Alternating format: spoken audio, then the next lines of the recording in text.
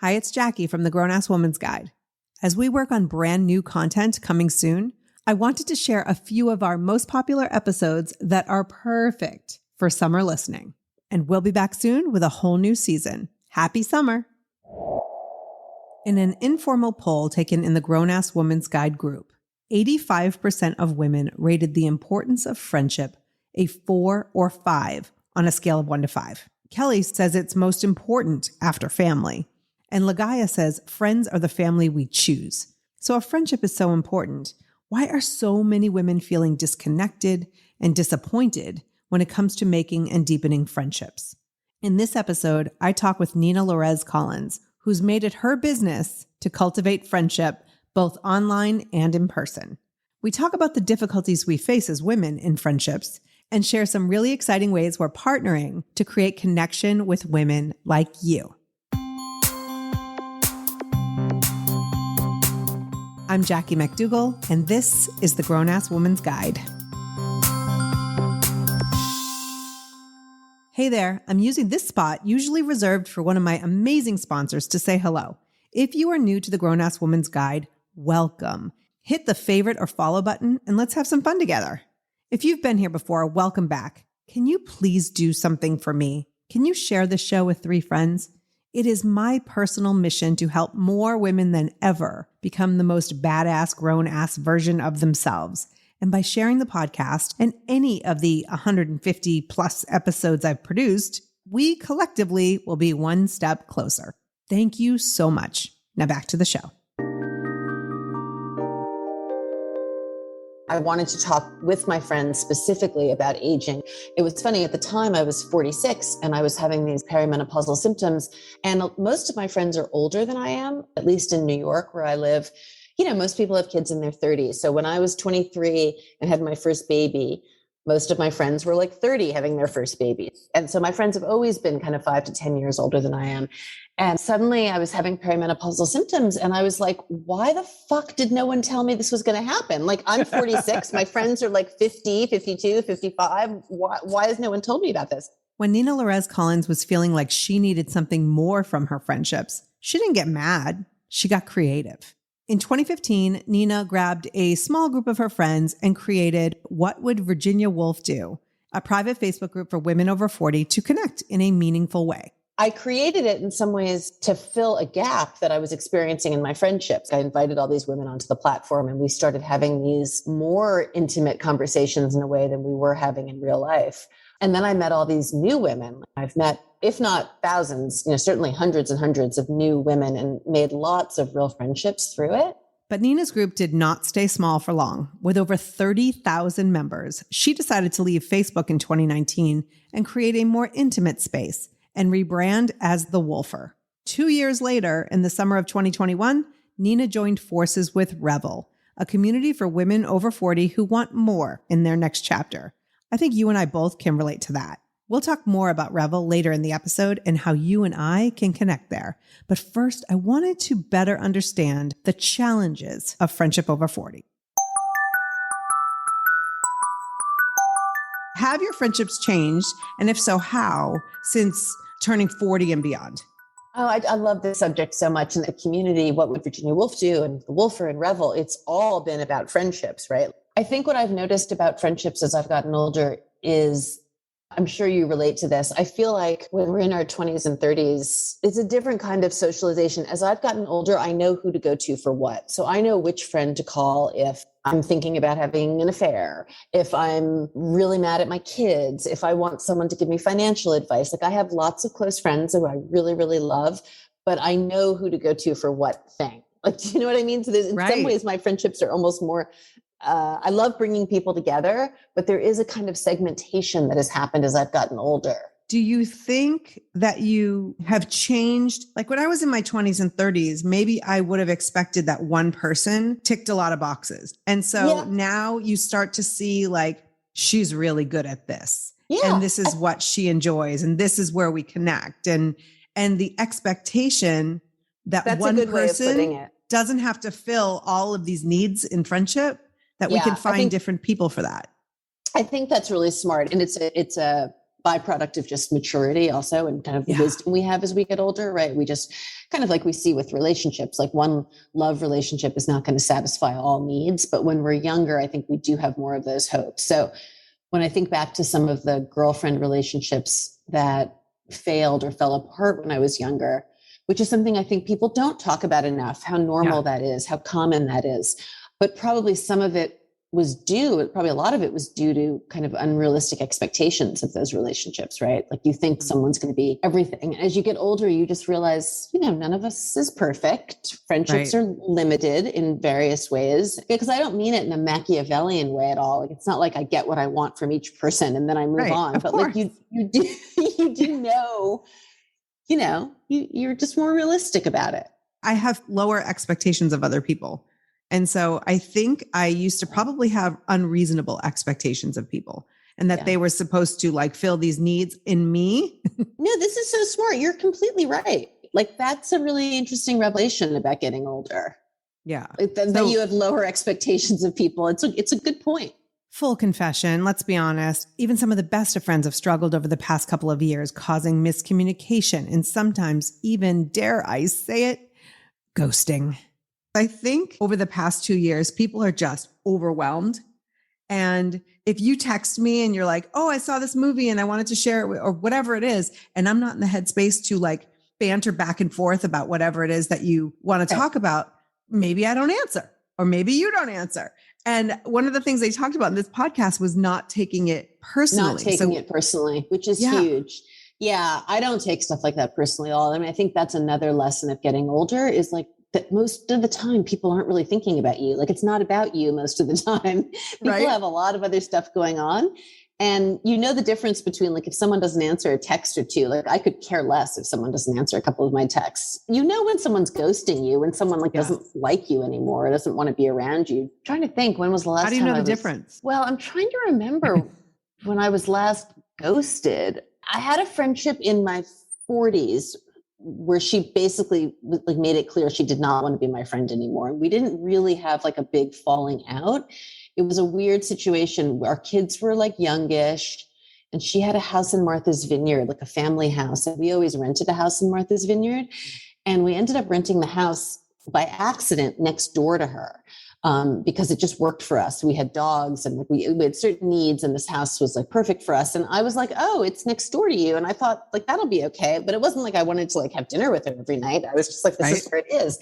But I think it really pissed her off. It felt invasive. I don't really know why she didn't want to be friends with me anymore. Actually, we never had like but she kind of ghosted me. She like just was like really cold and not nice to me. And it was clear. I was like, this woman just doesn't like me anymore. And I always thought she was kind of cool. Anyway, it's been a long time since that's happened, but I don't know. I just don't take as much as like personally anymore. And also, I guess I also feel now in my 50s, I feel the same way with romantic relationships. Like if someone doesn't want to be with me, I don't want to be with them either. Like, that's not fun. Like if someone, you know what I mean? Like if it's not a good fit, it's just not a good fit. I'm kind of more okay with it. Like, I don't think it would hurt my feelings as much these days. So have you ever broken up with a friend, like an actual breakup? I have. I can think of two in my like real adult life, two like mom friends, friends who we traveled with, and their kids were friends with our kids. And one of the breakups was really around my divorce. And I think that's not uncommon, where it was a situation where we had been couple friends. And I think when I was in my social circle, one of the first to get divorced, my oldest was 12 and I was like 37. So I think that's like a little young. A lot of the divorces start to happen a little older. And I think it's really destabilizing for the people in your social life, right? It makes people worry about their own marriages. It makes them wonder, like, they don't want to really deal with like you being the new single mom who's out dating. Like, it's just all threatening in a lot of ways.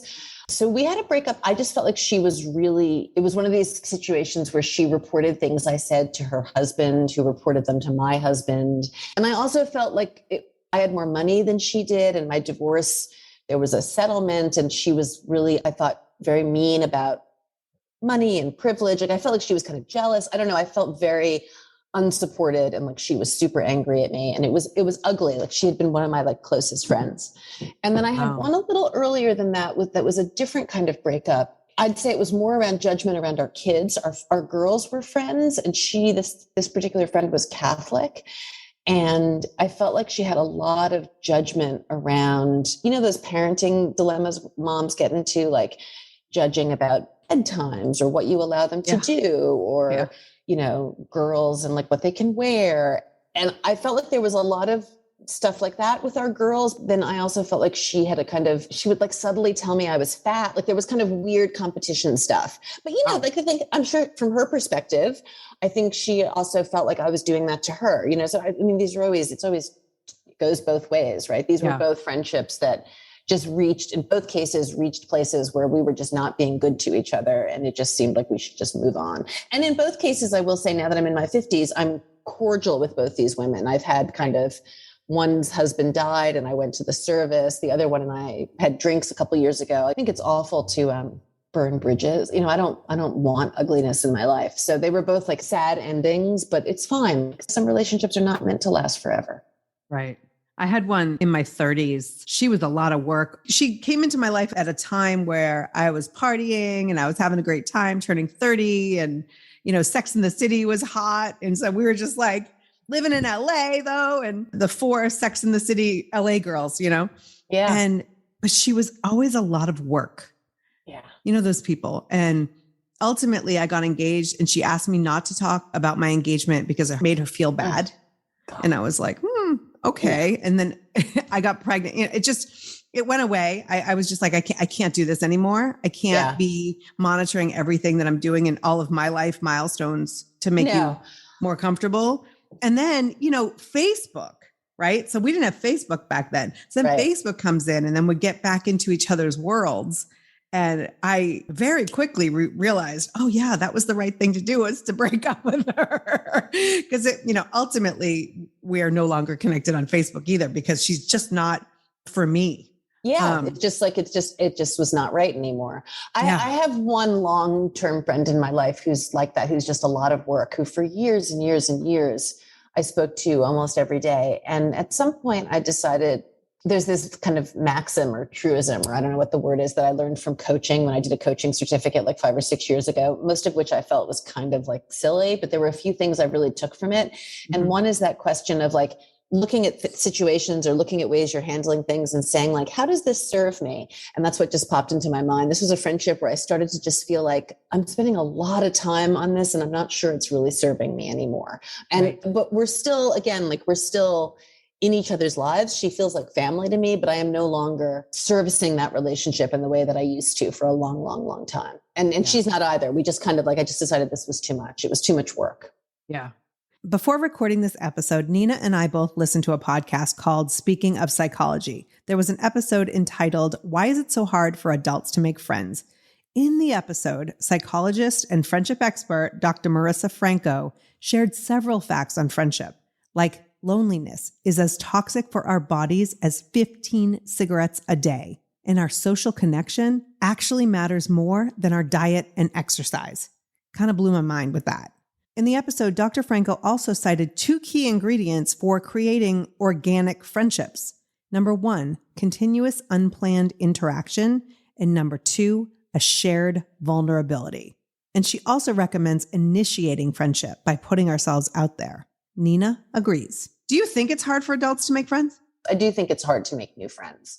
Kind of like online dating, it requires curiosity and a willingness to be really open. And sometimes as people get older, there's a kind of way in which we shut down, which we should work on. I think it's really important to be curious and be open.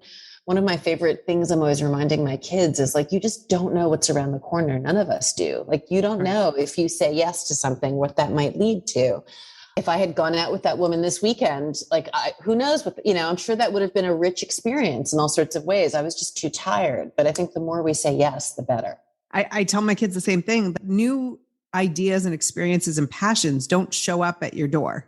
That's right. They don't ring the doorbell. Right. And so you do have to say yes. Oftentimes I'm in my pajamas by 6:30, 7 o'clock every night. So, wow. But if you want to invite, it doesn't mean I'm in bed. I'm like in that I've checked out, so maybe I'm doing some work, maybe I'm watching Netflix or whatever. But one of the things is like, if you're going to invite me somewhere, can you make it brunch or at least early evening? There's no chance in hell I'm going to something at 9 o'clock. Like it's not happening.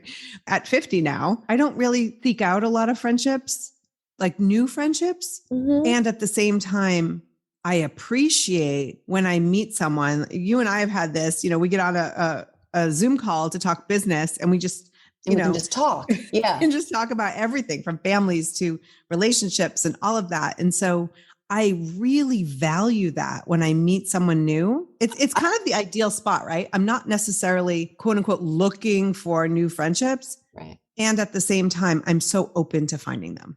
Yeah, I struggle with it because I meet so many women in the community that I really like. And there's that question of like, how much room do I have for new relationships? And yet I also I love it. When I meet someone, I find people's stories so fascinating and I learn so much from the new relationships I make. So I guess I've gotten kind of comfortable with this idea of like fluidity and space. And I really can accommodate a lot of connection in my life. But it's true. I do I'll meet women in the community who want to do things with me. Like one woman texted me this weekend and she was like, let's hang out. And I was like, oh, she's so nice and she's so cool, but I don't know if I have room really right now for that, Well, especially because the work that you're doing is very community based. I have a finite amount of energy. So I can connect and I give so much of myself that sometimes I'll get to the point and I'm like, oh no, I'm just home with my family, just shutting it all down. Like exactly. My connection meter is full. I can't do it anymore. I totally relate to that. And lately I'm also working really, really hard and it's COVID and it's New York and it's gray. And I've gotten into this routine partially from COVID, which I'll have to come out of, where really all I want to do is work and watch Netflix and make a green bowl. And it's I feel and see my boyfriend and deal with my kids, but I don't feel like going out and having drinks every day, but I'm sure that will change. Right. One of the things for me in making new friends is finding activities that I've always wanted to do and then finding other women who might be interested in trying those. Oh my God, wait, Jackie, did you say that on purpose? Because that's how I use Revel. It's what I tell people all the time. Even though I work there, I genuinely use it for that. So this winter, I really want to roller skate and ice skate more in general. I bought fabulous new rainbow colored roller skates. They're awesome. And ice skates. And so I create almost every week, every 10 days this winter, I've been creating an ice skating event on Revel where I say I'll be at Prospect Park or I'll be at Woolman Rink from 7 to 8 on this day. Come join me. And women show up and we skate together. And I say, if I didn't create the event, I would never go. I'd be like, oh, I'm working or, oh, I'm having dinner with my boyfriend. But because it's there on my schedule and I've committed and other women are going to show up, it forces me to go. Or I created a MoMA exhibit the other day. I love to go see art and I always want to see more of it. But it's, again, hard to get myself organized and get out there.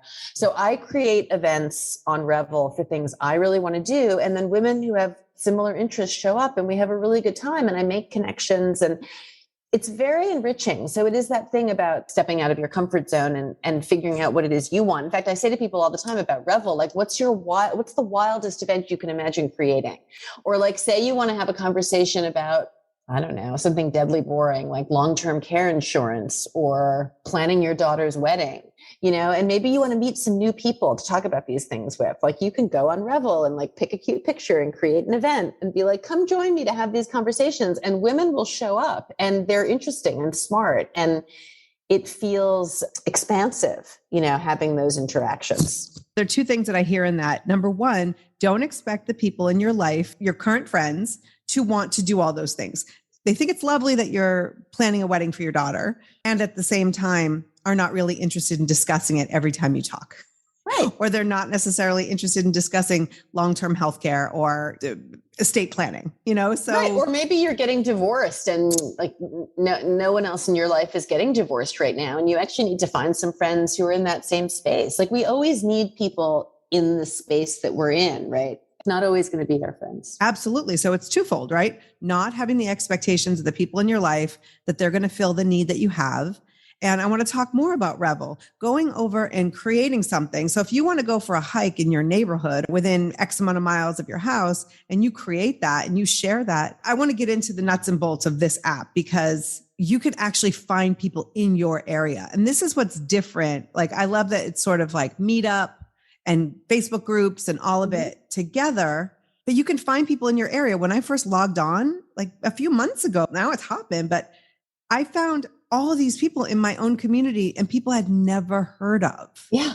And so Well, and that's what I think is so important, that it's not the people who are like, you know how there are people in your community and they're on Facebook and everyone knows them, but you're not really friends with them. These are women who are genuinely interested in making connections and attending and hosting events together. And so it's a totally different vibe.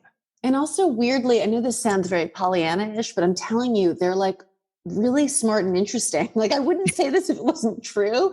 I'm always really surprised. I think I've been saying this for a few years, but it's really rare I go to an event and dislike someone or really feel like, ooh, there's nothing interesting here for me. Like I meet really interesting people all the time, which is amazing. I mean, I don't know if that's because we're somehow, I don't know, or it's just because there are a lot of really great women in the world. And the more you kind of open yourself up to it, you realize like my MoMA event the other day, I met this amazing woman who was a principal at a middle school in Harlem, and she was older than I was. And at first glance, I thought, oh, she seems nice, but whatever. Again, like how many friends can I have? But then we started talking a little and she was telling me how she had adopted a student in her school whose mother had died. The student, her mom died when she was 11. And this woman had taken her in with the rest of her family. And it was like this incredible story. And the more she talked, the more I was drawn in and impressed. And now I'm like dying to see her at another event. So yeah, it's great to have that kind of, again, because I think it's expansive. Like we want, and I guess another point to that story is you have to be willing to be vulnerable. In order to connect and make new friends, you have to tell those stories so that people understand where you're coming from. And then things happen from that, right? Do you find that the women who come onto Revel and who create and attend events are more willing to give of themselves than maybe someone you would meet randomly at a party? I don't think so. I think that our population probably reflects the larger population, and you just have a range of different types. Like one of our business challenges on Revel is to get women to host events. Like 80% or so, maybe 85% of our events are member generated. Mm-hmm. And then another 15% are kind of Revel HQ, things like that I organize basically. It's always a challenge to get more women to host because that takes different skills, right? You have to be a little bit more courageous, a little bit more willing to open up, a little bit more willing to reach out. And I found this in What Would Virginia Woolf Do and The Wolfer also. We've always had a big number of women who are essentially voyeurs who come in to read and to watch and to see what's going on, but they're shy and they don't necessarily want to put themselves out there. So no, I think it's a combination like any place else. But I do think, to your point, that we've created a culture, and we're still in the process of doing this at Revel, but we certainly created at the Wolfer, a culture where vulnerability was assumed and expected and encouraged. So that when I meet Wolfers who I've never met before, or now Revelers, there's always a kind of surprising amount of assumed intimacy, like a very comfortable kind of, like no one's going to be surprised if I talk about sex or money or depressed children, because these are the things that we know we can talk about in the community online. And that's part of what's like the magic of growing community, right? Is how do you create that kind of intimacy and feeling of safety with strangers, which is what we've done. Right. And I think it's so important and kind of rare to be able to talk about things like that. So I went to your Monday night sex chat. I know it's hosted by different people on Mondays, and the level of authenticity and vulnerability and people just wanting to have a better sex life. Yeah. And it started from you, right? Because Yeah. We started it. Actually, it was a Wolfer though, who suggested it. There's this woman, Pam Radke Russell, who is a writer and lives in New Orleans. And this is like probably 2 years ago, she sent me an article, I think it was on Medium by some sexologist. And the thesis was the more we talk about sex, the better sex we have. And she sent it to me and she was like, can we create a sex group? And I was like, sure, let's create a Monday night sex chat group. And so for 2 years, I ran it every Monday night from 8 to 9 Eastern. And I would list topics, but I would always say like, it's very loose. Like the topic tonight will be anal sex or toys or sex with younger people. But if you come and you want to talk about something else, just bring it up. It was a very informal room. And typically we have around somewhere between 20 and 50 women show up on Zoom. And it's been fantastic. And sometimes I would bring special guests, and some people would come regularly. And then there were always like different people who would just drop in and out. Everyone has different hosting styles. I'm a very informal host, so I don't care if you RSVP and don't come. For some events, we have like homework. I don't care if you don't do the homework, if it's book club and you don't read. Like, I'm just very loose, and different people have different rules, which is all great. But so Monday Night Sex Chat is a room that is pretty relaxed and safe and very, very candid. And then after about doing it for 2 years, I was worried I was a little stale. Like I sang the same things over and over again. So I took a break I think of it as a semester. For the first 3 months of 2022, I've put in different experts every week who are running it. And then I'm sure I'll go back to it because I do love it. And so and like everything we do on Revel, like I personally find it edifying and helpful. Like it helps me with my sex life. I ask questions and get answers and get inspiration and all that. Yeah. One of the things that I found really interesting was that there were people like you who are dating, you're in a relationship with one boyfriend, partner. And then there were people like me. I've been married for almost 20 years. And then there are people who are single. Oh yeah, everyone and curious and gay and a lot of poly people. Like that is really. It's funny. My boyfriend keeps saying that polyamory, and he doesn't say it's a myth, but he's like, it's not really something people do that much. I'm like, you are wrong. There are lots of women living a poly lifestyle. I'm telling you. Yeah. So it's really interesting to come into these rooms and to like leave your judgment at the door and listen, because it does give you a sample of what is happening, in our communities and with our friends and things like that. And it's so amazing to be able to talk about some of these things. So what are some of the other member generated events that maybe you've gone to or that you've seen, even if you haven't gone? So many. Like right now, there's a crypto club. There's obviously meditation. There are things like Spanish conversation. We have tons and tons of writing events. I think we had 370 writing events last year. Someone did a cooking class, like how to make rugula last week, that apparently was very popular. Here's a hair loss and wig talk, which is a good idea. Then there are like cocktails with Jenny at the Ritz-Carlton and whatever. Some of the events are in real life and some of the events are online. So whatever you're comfortable with at this point, there's something. Oh, this is a really funny one that I love. There's a virtual event called US Presidents, the Breakdown and Takedown. Like, I just find that so obscure and hilarious. It's this woman who's obsessed with presidential history. And I think every month she does a different president where she'll I don't know who goes. I just think it's really funny. And she'll talk about, she's read their autobiographies. And anyway. So cool. That's cool. Learn to knit. I mean, I run a documentary film club that's once a month. I run something called the Anti-Bias Culture Club, where we read a book and watch a movie once a month. I run a book club. Again, I do a lot of like ice skating, art, hiking kind of things, but there's really everything. We have yoga. Wonder what that is. Something says New Glass Now at the Renwick Gallery. That's in real life. I should also say our site is really good, but has lots of improving to do. Like, we're building and changing it every single day. So like right now, the fact that I feel like we need to designate more clearly what's in real life and what's virtual. If you read the description, you can figure it out, but those changes are coming. We also have an app, which is really great. And then we have all these groups on our platform. So you can not only create events and go to events, but you can start a group. Like, we're starting the Grown Ass Woman's Guide group, or we have like a dog moms group, and there's a wolfer group. There are all sorts of groups depending on your interest. I'm in the Peloton group. Peloton group. Here's like someone's playing categories virtually. There's just so much. Visit the Glenstone Museum, wherever that is. It's really pretty incredible. And it's all women, all over 40, but very much up into, we want women in their 60s, 70s, 80s. Really, the idea is kind of like a big, safe space platform for all women in the second half of life, where you can kind of find your people. Like, not every event or every group is going to be right for you.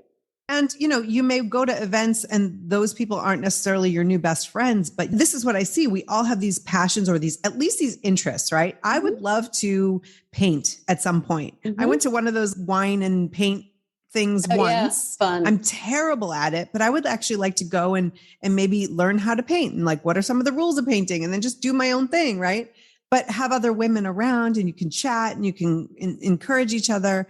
That'd be a fun live event. That'd be now that COVID's ending, like, I would love to do one of those too. And those are easy. Like, Honestly, the best part about our platform is creating an event. I don't know if you've done it yet, Jackie, but it's super easy. Yes. Oh, we have we have lesbian sex 101 coming up and lesbian dating events, but you go on and it's so like a painting event, you would literally go on. It takes 3 minutes. You go to pick one of those places, you enter it, you say in real life, you stick in the address, you say your maximum number of attendees. So if you only want 4 people to show up or 10 people to show up, and then people sign up, like you will go that night and there will be people there. Like it's awesome. It's really fun.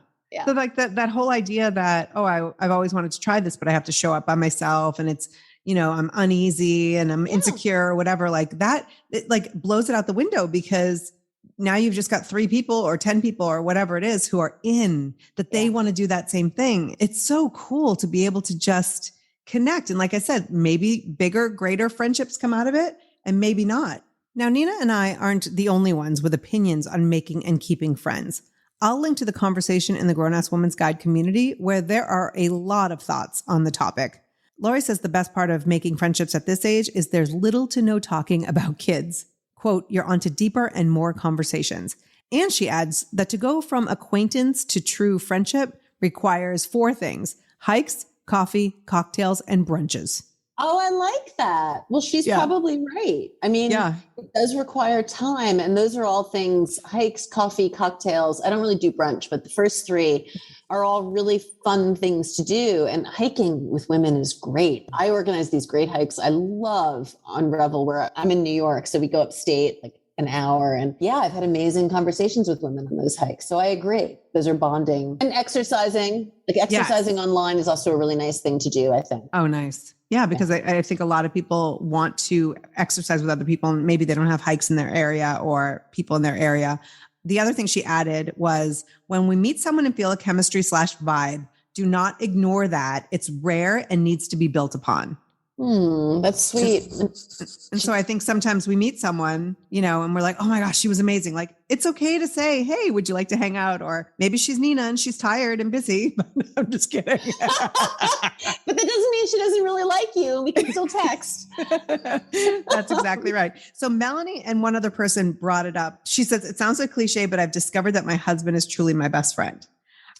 I want to talk about this without judgment. I've been married almost 20 years. My husband is my person. He is editing this podcast episode. He's like one of the best editors I've ever worked with in my life. I find him sexier than ever. We are growing together. We are learning so much about each other still. And he's not my best friend. Why? Why not? Because, and this is just language. He has this role, right? He has this importance in my life that of all the people in the world, I chose him to be my person, right? That's he is my husband. He has that title. Yeah. But I love my friendships so much. And I get so much out of relationships with women that I reserve that best friend. I reserve that for those I totally people. Get that. I mean, I understand both things. I mean, obviously your semantics, person, right? Yeah, it is semantics, right? Because your person is your person and there's so much intimacy there, but it's just different from friendships. Yeah. I mean, women are unique. We really are lucky that we can connect so much more easily to so many people than men do. I agree with you. My friendships are everything to me. Yeah. And then Melissa was talking about how she met her best friend when she was in her late 40s. And the thing she told her when they first met was that she's too old to start a quote best friendship. Because I think we think that, right? We think our lives are so full, we don't have any more room. Yeah. But I go back to that whole open-mindedness, like not seeking it out necessarily, but being open to it. What just popped into my mind is that in the reboot of Sex and the City, what's it called? And Just Like That. And Just Like That, Carrie makes a new best friend. Who would have expected that? Using that show, it doesn't take away from her friendships with the other two.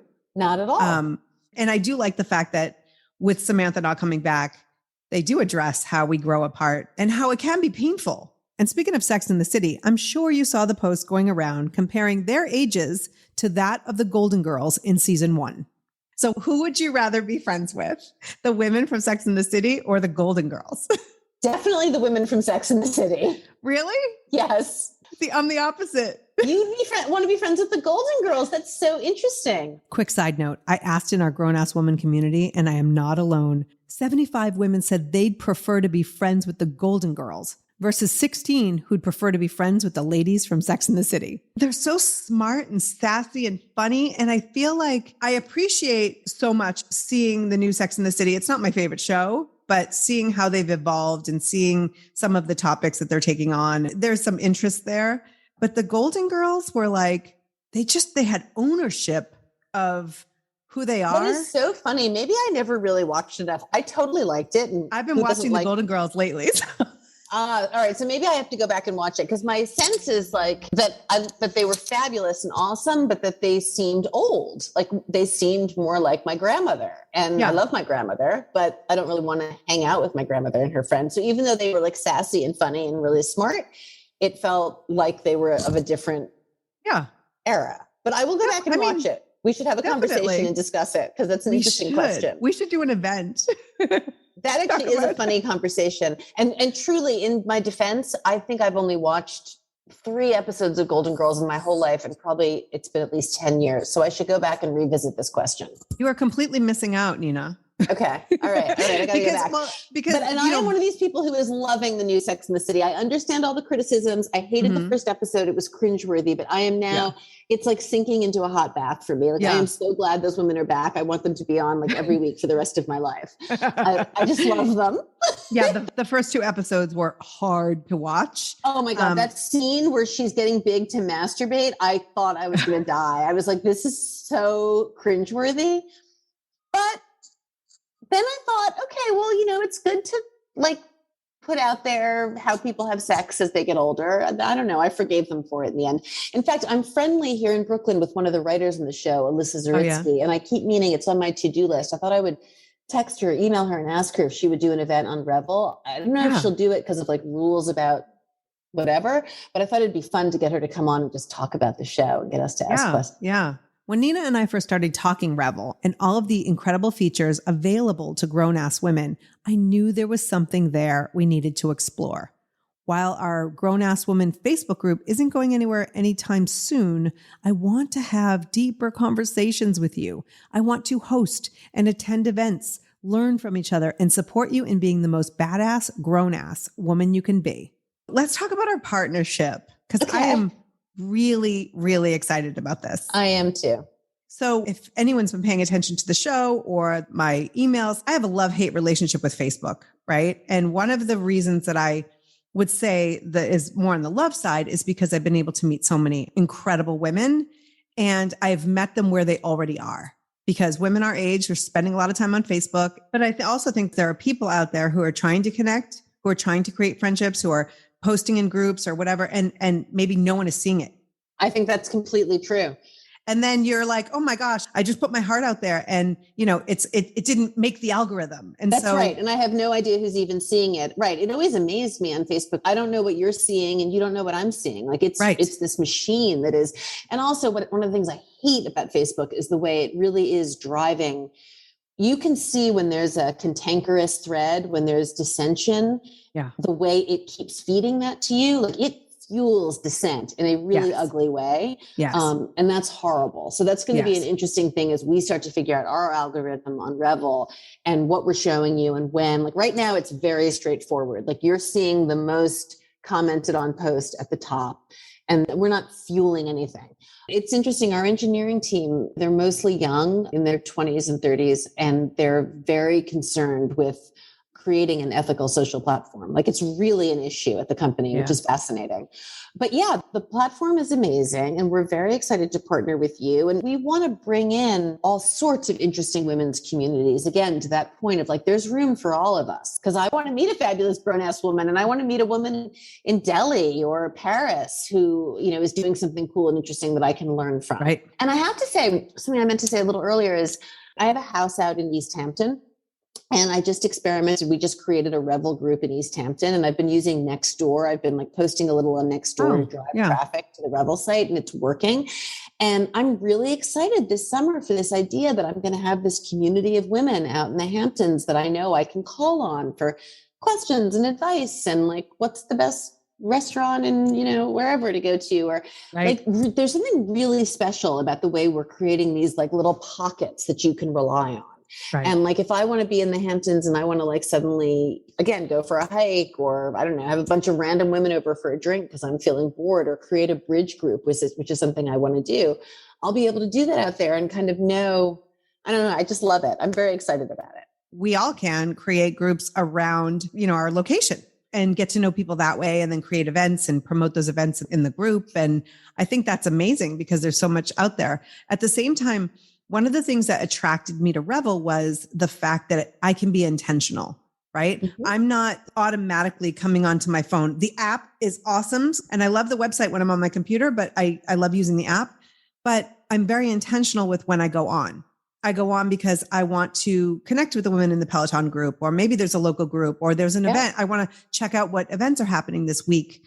Right. I go on, I make connection, I decide what I'm going to do, and then I go on with my day. There's no... Right. It's not Pavlovian. You're not kind of being trained to check it every 3 seconds. Yeah, right. No. There's no distraction. There's no anger. If you want to talk about politics, there's probably a group or an event for that. Like, you're not going to be sort of blindsided.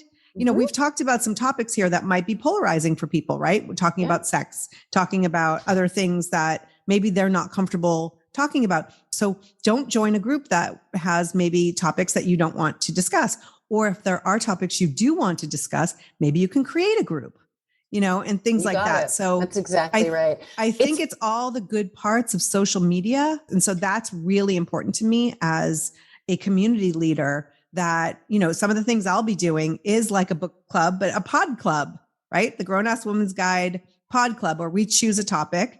Maybe I bring in a guest speaker from the episode and we talk further about that topic, because I know for myself, I'll listen to a podcast episode, and I'm like yelling at my phone because I want to be part of the conversation. You want to engage. Yeah. And so I want to create some of that conversation around the podcast and some of these topics. It's a great idea. That'll be super popular. I love that you use the word intentional. I don't know if we talked about that before, but that's exactly what my experience was when What Would Virginia Woolf Do left Facebook and created the Wolfer app. Like, the difference was this feeling of intentionality. It's exactly the word I always used. Also, you can belong to Revel and only belong to one group if you want. Like, you could just belong to Reading Women Writers and nothing else if that's what you want it for. Another thing that we're going to do, you and I are going to do a live podcast episode once a month.